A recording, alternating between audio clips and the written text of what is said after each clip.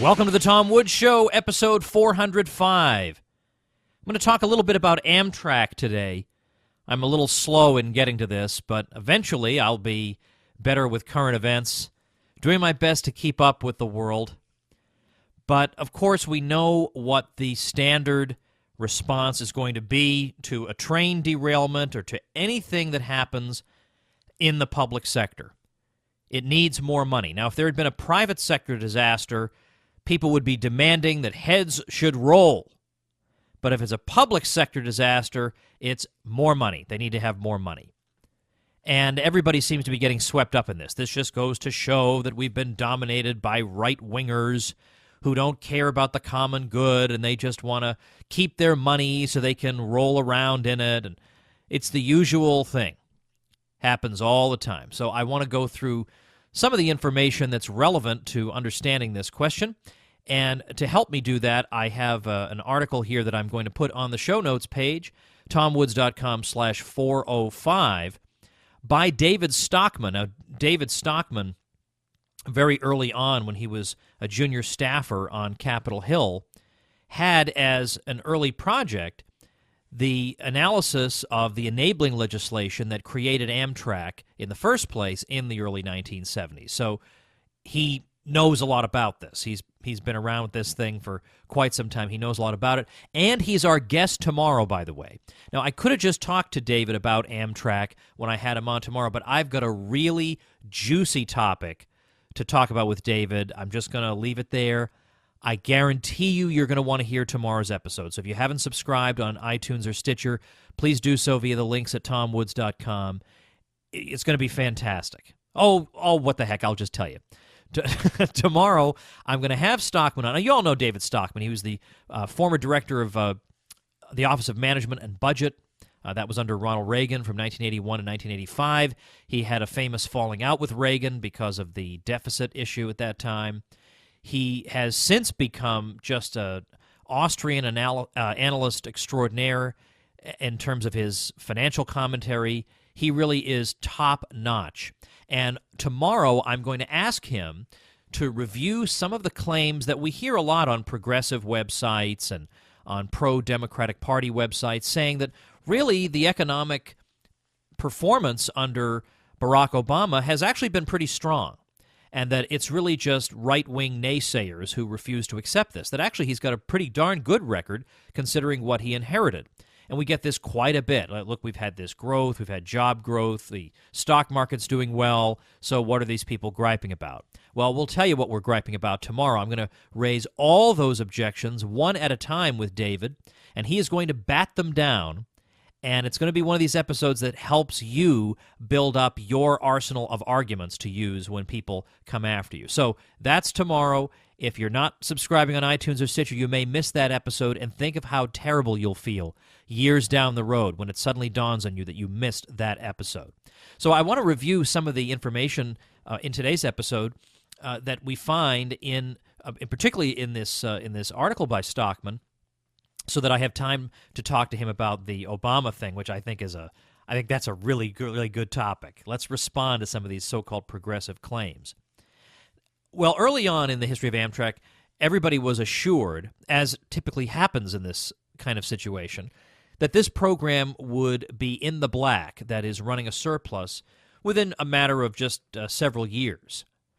But, in fact, that has never happened. It's never happened. It's never been in the black. It's always been in the red. Now, here's the key point. Amtrak has 44 routes, but on every one of these 44 routes, people have alternatives.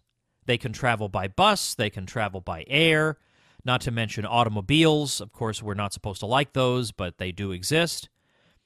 And it's also a fact that passenger trains, at least with the technology we're aware of, don't seem as if they could really be viable as economic competitors to these other modes of transportation, other than in possibly a handful of very densely populated areas. And even there's an issue that we'll get to in a minute.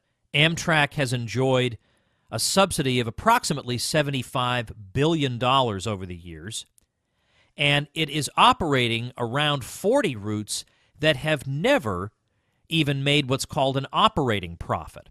But as Stockman notes, the operating profit test is itself a red herring, because there's another aspect of profitability that needs to be considered, and that is how capital-intensive Amtrak is and how costly it would be to replace its capital stock. So Stockman says that it maintains 21,000 miles of track, 100 rail stations, operates around 2,500 locomotives and passenger cars, and requires an extensive, costly infrastructure of communications and signaling systems, electric traction networks, and a huge array of bridges, tunnels, switching yards, repair facilities, fencing, and other right-of-way improvements and ancillary buildings. On a replacement basis, its entire capital asset base would easily amount to $50 billion, about $40 billion of track and infrastructure, and $10 billion of rolling stock. And he goes on to say that even if we make a fairly generous assumption about the depreciation of this capital, you're talking about depreciation amounting to about $2 billion per year. Now, every year, Amtrak generates about 8 billion passenger miles. So that means that the capital consumption expense of $2 billion per year is itself about 25 cents per passenger mile. And here's where Stockman is going with this. If you look at the average airline fare in the U.S.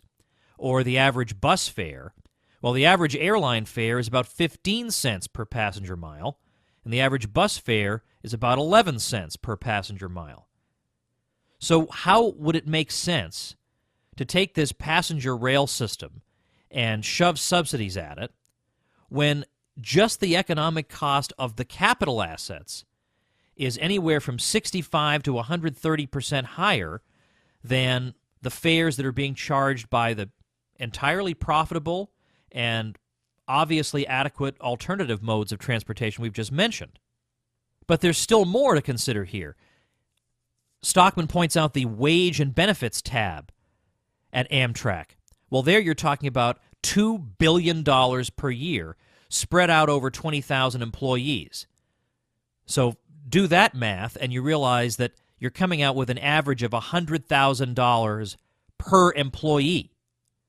Now, that is so far remote from earnings in the airline industry and in the bus industry that this is another massive expense that can go on existing only thanks to taxpayer subsidy. Then you've got another $1.3 billion of expenses related to fuel, power, utilities, supplies, repair parts, and operational and management overheads. So its total operating budget is $3.3 billion, and that amounts to about 40 cents of expense per passenger mile. So its operating costs are 3 to 4 times the ticket price of its competitors in air and bus. Then there are implicit subsidies that Amtrak gets on top of the $75 billion. They're required to get special treatment. And I'll put it this way, 95% of Amtrak's route miles and 70% of its passenger miles, says Stockman, are generated on lines leased from freight railroads, which, thanks to regulatory mandates, Amtrak pays only a trivial 2 cents per passenger mile. This does not remotely reflect the real economic costs. So the long and the short of it is, Amtrak's ticket revenues amount to barely 30 cents per passenger mile. So Amtrak has not nearly reached break-even levels, as it claims. Its revenues are covering less than 45% of its overall cost to society. Now, some people have said, well, why don't we just scale it back and just have the more or less profitable northeastern routes continue? But there, you've got 10 cents of so-called operating profits per passenger mile. But if you add in the capital costs, then even these so-called profitable lines are still, as Stockman says, deeply underwater. He notes that, just choosing almost at random, the Chicago-Los Angeles route has operating costs of 35 cents per passenger mile, and if you add the capital consumption issue, then you're talking at least 50 cents per mile. But the problem is that you can fly between Chicago and Los Angeles, in today's fares anyway, for about $200, which is about 11 cents per mile, and you don't have to be stuck on a train for 22 hours. And then finally he points out the real politics of Amtrak. And he talks about his time in the Reagan administration, and then afterward, that there's always this desire to keep the pork barrel going. So if the federal government comes under budget constraints, which, once in a blue moon, maybe it does, how are politicians going to decide how the limited money should be spent? And the answer will be, we got to keep all the routes running because we want to keep votes coming in from all the people who benefit from those routes at the expense of the rest of the country. We got to keep the routes going. So we'll simply keep the capital maintenance fund low and instead just keep all the routes going. When in fact, any private business firm would do exactly the opposite. We close down the unprofitable routes and we keep our capital maintenance up so that the thing remains safe and we can continue to use it for years into the future. This is not the way the political class thinks. This is not the way the incentives that exist in politics, that exist when government is involved, period. That's not the way they think. It's not the way they operate. My friend Chris Wesley points out in an article from some years ago that Amtrak is a very visible government service, and it's a helpful symbol for the federal government to be able to indicate to people, look, you do get something from the federal government. You are getting goodies. And this is particularly important in the Northeast because, for instance, Connecticut gets 63 cents for every dollar it sends to the U.S. government. New Jersey gets 67 cents back for every dollar it sends. So that there's a need to have there be a very visible presence there. That, well, look, you got Amtrak. That's something. And this is the way government consistently behaves. Now, what about infrastructure in general? Well, Stockman's got a good piece on this, too. I will link to this also at tomwoods.com/405. He says that when you're talking about infrastructure, he says, arguably the only thing Washington has any business being involved with is the interstate highway system. Now, even that is questionable. In the book I wrote with Kevin Gutzman, Who Killed the Constitution, believe it or not, we actually go after the interstate highway system. If you can imagine something that would be as unpopular as possible, a position to take, that's the position we take in that book. If I remember, I will link also to Who Killed the Constitution, and I will link also to episodes in which we've talked about road privatization on this show. So bearing in mind that I don't think David Stockman is a privatize the roads guy, nevertheless, we can appreciate some of his points. He says that the interstate highway system can basically be more than adequately maintained for $30 billion a year. And it accounts for only 1.1% of the 4 million miles of streets, roads, and highways in the entire country. The other 99% is taken care of on the local level. He says the unheralded truth is the current gas tax generates more than enough to fund the interstate system. That is, before 70% of the incoming trust fund dollars are dissipated on mass transit, bike paths, beautification, and state and local highways, which should be funded by local users or taxpayers. He shows that nationwide highway spending has averaged between $80 and $85 billion since 2009, or about 25% higher in real terms than a decade earlier. And then finally, though, what about all the crumbling bridges? Right? Our bridges are all falling down, right? I'm going to actually read you the section on the crumbling bridges. This is something that he wrote a while back and then reproduced again in this particular article. But let's talk about it. He says there is the mythology about crumbling bridges based on the occasional bridge failure that becomes a momentary cable news sensation, but is not representative of the actual facts. Indeed, the crumbling bridge myth deserves debunking, especially because it has become a metaphor for the entire phony campaign for massive infrastructure spending and borrowing. And then he goes on to repeat this analysis he gave not long ago. He says, it seems that after 32 years and tens of billions of federal funding, that the nation's bridges are still crumbling and in grave disrepair. In fact, according to Department of Transportation and industry lobbies, there are 63,000 bridges across the nation that are structurally deficient, suggesting that millions of motorists are at risk for a perilous dive into the drink. But here's the thing. Roughly one-third, or 20,000 of these purportedly hazardous bridges, are located in 6 rural states in America's midsection: Iowa, Oklahoma, Missouri, Kansas, Nebraska, and South Dakota. The fact that these states account for only 5.9% of the nation's population seems more than a little incongruous, but that isn't even half the puzzle.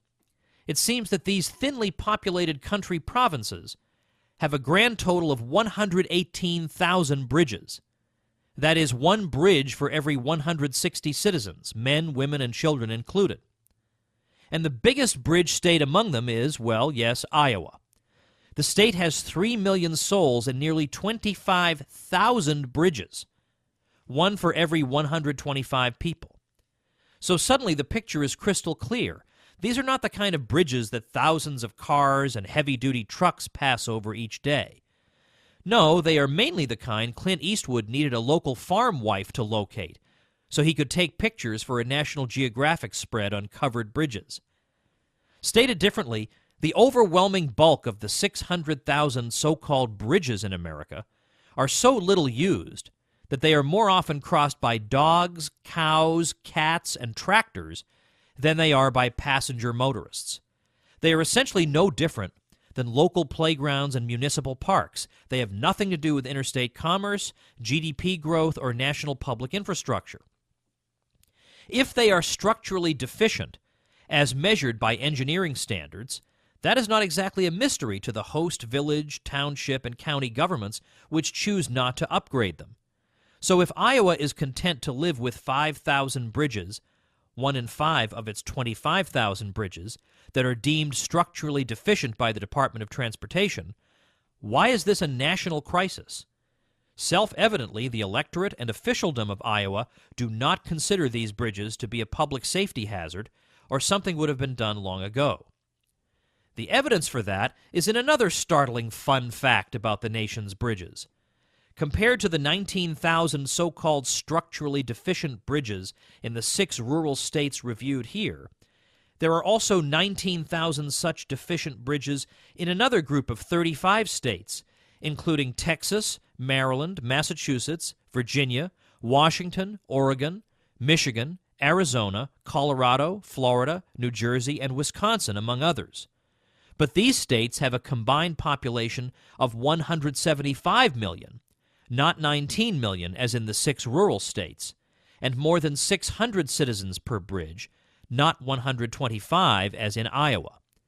Moreover, only 7% of the bridges in these 35 states are considered to be structurally deficient, rather than 21% as in Iowa. So the long and the short of it is self-evident. Iowa still has a lot of one-horse bridges, and Massachusetts, with 1,300 citizens per bridge, does not. None of this is remotely relevant to a national infrastructure crisis today, any more than it was in 1982, when even Ronald Reagan fell for 23,000 bridges in need of replacement or rehabilitation. Yes, the few thousands of bridges actually used heavily in commerce and passenger transportation in America do fall into disrepair and need periodic reinvestment. But the proof that even this is an overwhelmingly state and local problem is evident in another list maintained by the Department of Transportation. That list would be a rank ordering called the Most Traveled Structurally Deficient Bridges, 2013. These are the opposite of the covered bridges of Madison County, but even here there is a cautionary tale. It seems that of the 100 most heavily traveled bridges in the U.S. by rank order, and which are in need of serious repair, 80% of them are in California. Moreover, they are overwhelmingly state highway and municipal road and street bridges located in Los Angeles, Orange County, and the Inland Empire. Stated differently, Governor Moonbeam has not miraculously solved California's endemic fiscal crisis. He's just neglected the local infrastructure. There is no obvious reason why taxpayers in Indiana or North Carolina need to be fixing California's bridges so that it can continue to finance its outrageously costly public employee pension system. And so it goes with the rest of the so-called infrastructure slate. There is almost nothing there that is truly national in scope, and little that is in a state of crumbling and crisis. So what it really boils down to then, it turns out, is that this whole outcry for more infrastructure spending has a lot more to do with Keynesianism than with anything else. The idea that if we just spend a lot of money and borrow a lot of money, this generates great economic effects. Now, they've already gone and destroyed Japan with this kind of juvenile mentality that we simply transfer resources from some people to others, and this magically gets things going again. That has basically wrecked Japan's fiscal situation completely. They have basically nothing to show for these sorts of projects, but that's ultimately what it's all about. All right, that's today's episode. Make sure you're here tomorrow for the David Stockman Obamanomics Smackdown, which some of your friends will need.